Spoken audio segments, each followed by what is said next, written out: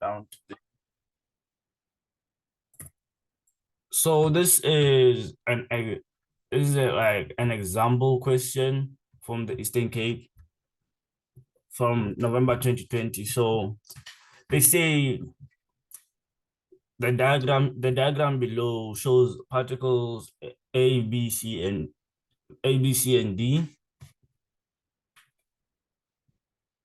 And they give you a key that this the atom with like stripes in it is going to be a sodium. The atom which is fully shaded, that's going to be an oxygen. The smaller atoms are your hydrogen, and the one with like dots in it is chlorine. Chlorine, sorry. So the first question they say define the term an element. Um, in my definition,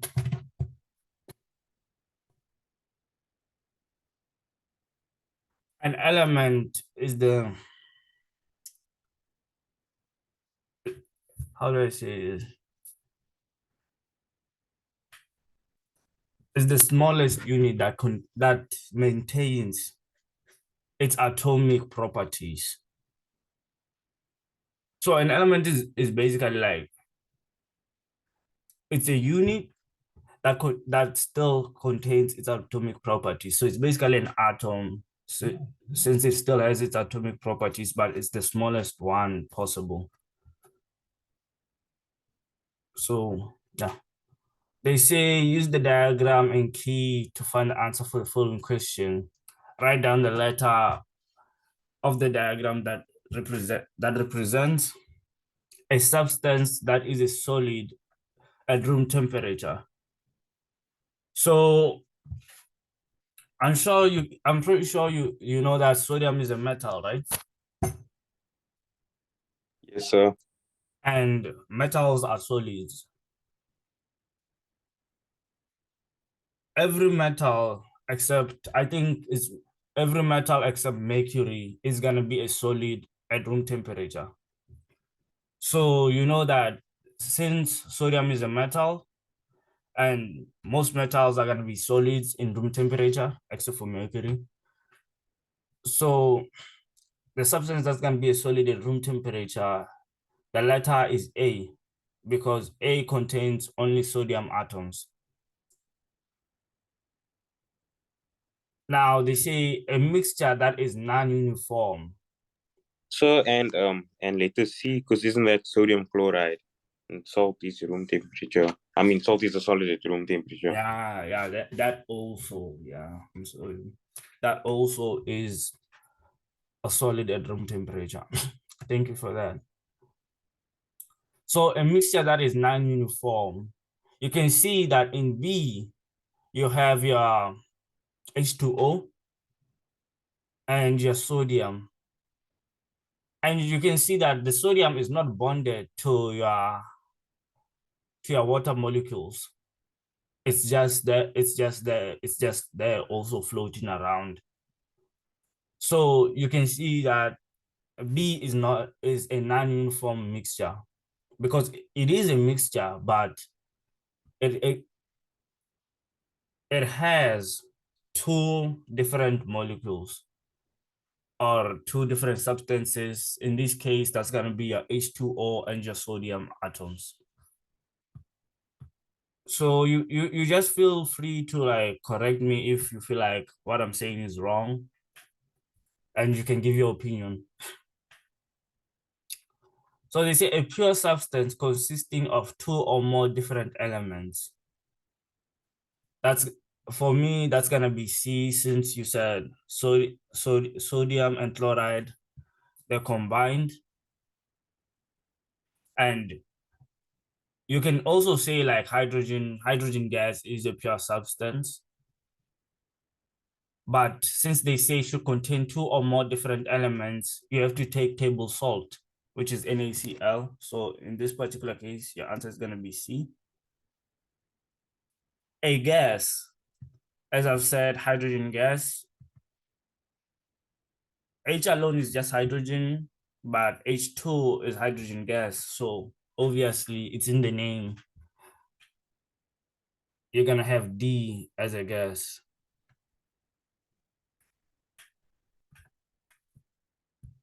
So that's like 6 marks. Easy, simple 6 marks. And now we're gonna get to question 3, where they say the following diagram, which is not drawn to scale, represents the heating curve of a certain substance, and A represents T is equal to 0 minutes, while the substance is a solid. So you in this particular section, you guys really need to know how to read your curves on your graphs. Sorry. So you know that at A it's a solid. So the state of matter is solid. And the temperature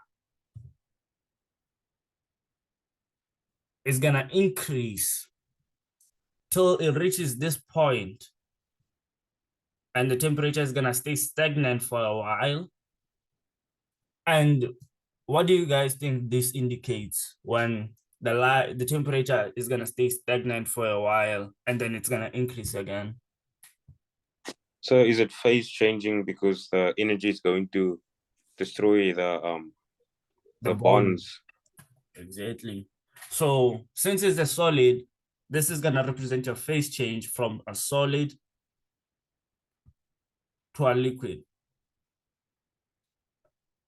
You should mostly assume that it's gonna be from a solid to a liquid, even though there are some compounds that skip a phase change. Instead of like going from solid to liquid, then liquid to gas, they just go straight from solid to gas. But most of the time, it's gonna be solid. It's gonna be from solid to liquid and from liquid to gas. And then after this phase change, it's the temperature increases once more, and there's another phase change, which is most likely gonna be from liquid to gas. And then the temperature just keeps increasing from there on.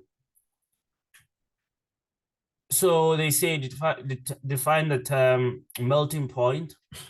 Melting point is the temperature in which a substance begins to melt. That's how I would define it, but maybe you guys have like a more scientific way to define it. But it's most likely gonna be like the point at the temperature at which a substance begins to melt. So they say use the information on the diagram to answer the following question. So they write down between which two letters is vapor pressure equal to the atmospheric pressure. So just from you guys, which 2 points do you think like the vapor pressure is going to be equal to the atmospheric pressure, where the vapor pressure is 1 atm? So I think from D to E, because that's when it's gonna start boiling and turning into a gas. And turn into a gas.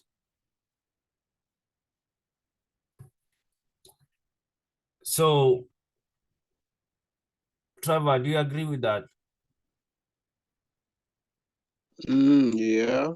I don't really understand it, but yeah. Nah, just try.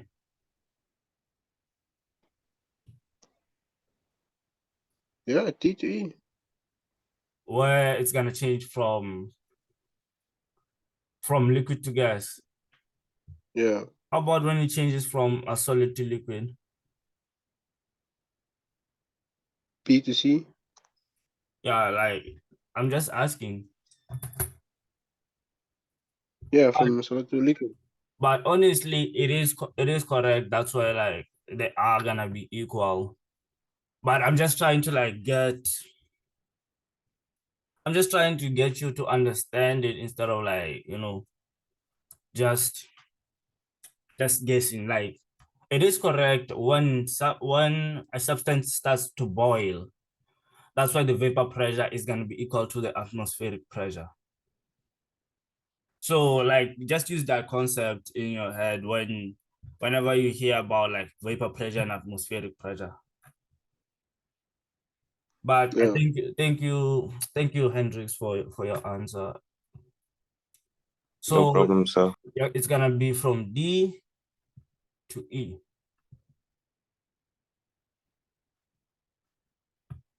So they say the phase of the substance between letter E and F. What happens between E and F? Which phase is the substance gonna be now? I think Okay. I think I already like wrote that. Since I wrote from here, it's boiling, it's gonna turn from liquid to gas. So you know that from here to here, the substance is now like gas. Yes, sir. Yeah. So it's gonna be a gas. And they say the process taking place between B and C. So you know that it's gonna change from a solid to a liquid. So that's where the object is melting. So you're just gonna write the process that's melting.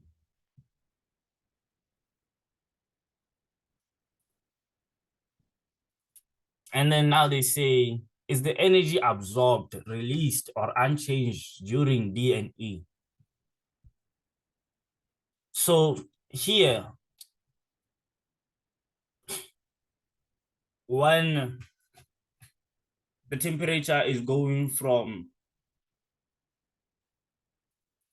stays stagnant and the object is gonna change from liquid to gas, what do you think happens to the energy? So I think absorbed, maybe. Okay, let's say you're boiling water, right? So when you're boiling water, is the water absorbing or releasing energy when it's boiling? I think it's Liquid. releasing it, sir. Yeah. Okay, let me just say this, right? The water is releasing vapor. So this question is based on the kinetic molecular theory, which is like more collisions between the molecules, the more temperature, the more energy there is, the more collisions there are gonna be between the molecules, and the temperature is gonna increase. But in this particular case, you're increasing the temperature to increase the energy. So basically, if your curve is like this, the temperature is increasing. That means temperature is being absorbed. Sorry, energy is being absorbed. But if it was the other way around, it was going from a gas to a liquid, then back to a solid, temperature would be released. But since it's going from a solid to liquid to gas, that means there's gonna be more collisions between the molecules, and the molecules are gonna become more and more separated as it goes up. I'm not sure if you understand that part, but if just know that if it's going like this, if it's from a solid, if it's from being more compact, it's becoming looser and looser. Because if a solid is something like this, right? You're gonna have your circles here. Like it's compact. There's no space for like your molecules to move. So even like the collisions, like it's just like little collisions. But a liquid is a bit more open.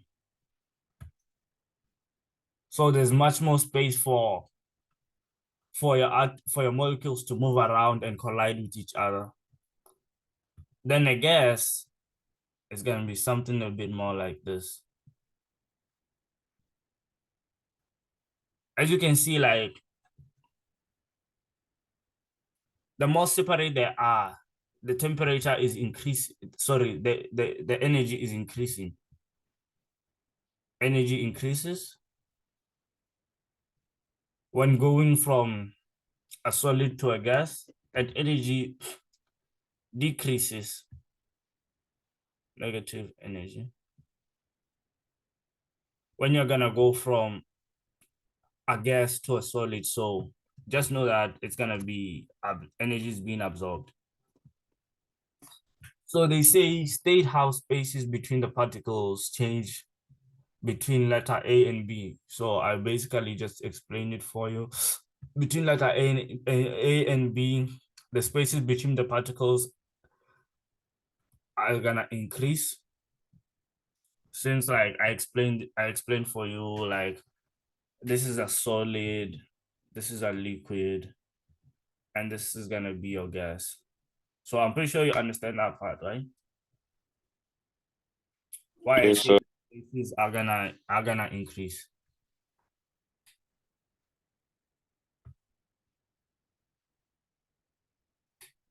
So now we're just gonna do question 4.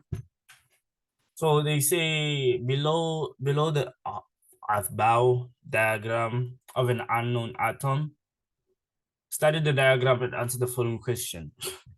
So firstly, we're gonna study our diagram. What we know is that our atom has 1, 2, 3, 4, 5, 6, 7, 8, 9, 10, 11, 12. Has 12 electrons.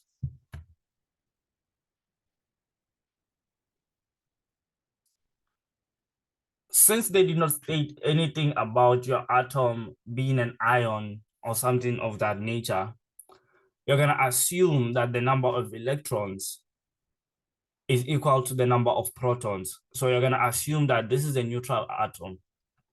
So that means it has 12 protons. And what you're going to do next, you're going to go to your periodic table and check for the element with 12 protons or the atom with 12 protons. So in this case, 12, atomic number 12, that's gonna be 10, 11, 12. That's gonna be magnesium.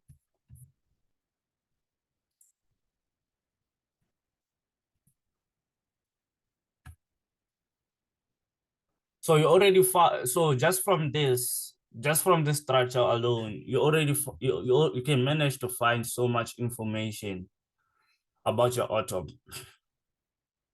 And since you know what your atom is, you know the atomic number, since the number of protons is your atomic number. You can also be able to get its atomic mass, where it's usually gonna be the ratio between the protons and neutrons is usually gonna be 1:1. So I think for magnesium, it's gonna be like 24. So you just go there, down, you check, it's 24. Then you automatically have your atomic mass or molar mass. Sorry. So you know your it's 24 grams per mole.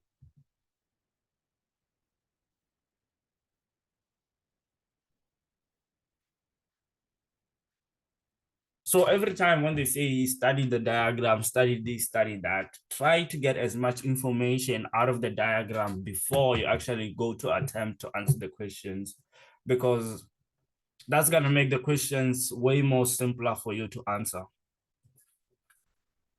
So define the term atomic number. You can just say the number of protons that are found in an atom, because that's basically your atomic number. So they say use the about diagram to answer the following questions. In which group and period is the atom in the above diagram found? So since you already have this information, you can just go and search, but I think that's gonna be in group 2, period number 3.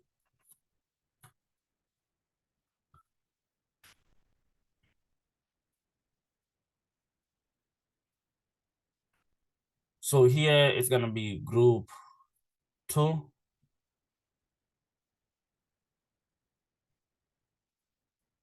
period number 3. And they ask you represent the atom in the diagram using this notation, where you're gonna have your X being your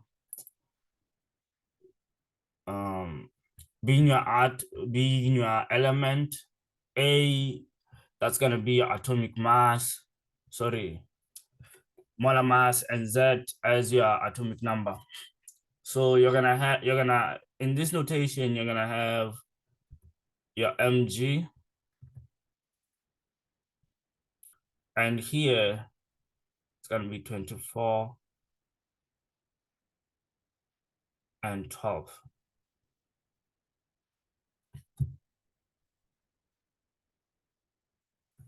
How will the neutrality of the above atom change if it loses electrons? So now they're gonna ask you, what happens if this electron is gone? Like, let's just say this one electron.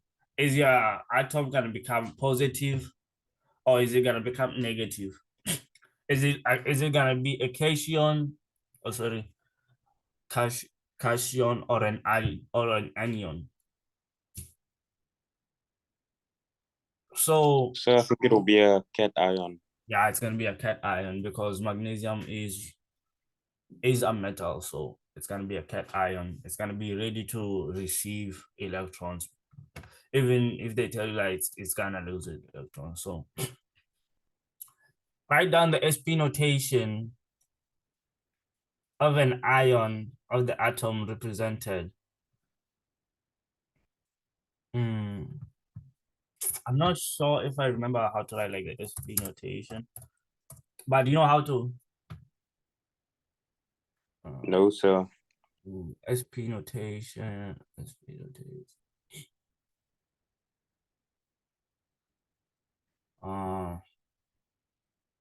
But here they just show me something along these lines.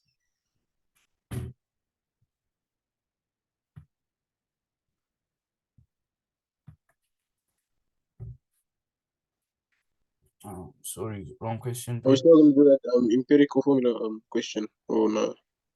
Sorry? Are we still gonna do that empirical formula question? Nah, we're just gonna do like question 4. No. Then after question 4, I think we're gonna be done because like there's like 5 minutes left. So of an ion of the atom represented by the above.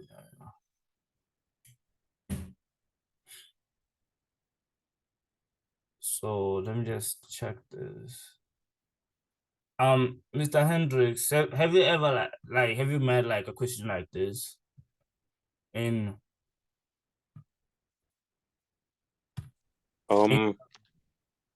I don't think so, sir, but also we wrote chemistry a while ago, so I think, didn't you guys do this in like your first semester or something like that? yeah. But I remember doing Aufbau diagrams and stuff. Yeah, but you don't remember like the SP notations? Because like the ones I see, right? It's like meaning. Because the way they show it, the electron structure, whatever. It's like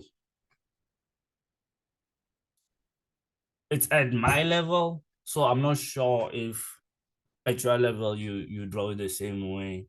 But I don't remember you guys doing that. It's mostly gonna be like 1s2, 2s2. Oh yes, sir. Yeah, we did it like this. I remember now. then it's gonna be 2p6 and 3s2. I don't know why they just say an ion, but I can say you can just still write 2 or 1 here because they say they want an ion. Because if it's 1, that means like it's ready to receive an electron, but it's fine like this. You just leave it as 2. What will happen if the number of protons if the atom loses electrons to become an ion? You know that protons, you can't take protons out of the nucleus. If you do, you're changing the whole atom by itself. So if you take out like 1 proton, here it's going to be 11 and it's going to be a different atom. So the number of protons, regardless of how many electrons are lost, is still going to be unchanged.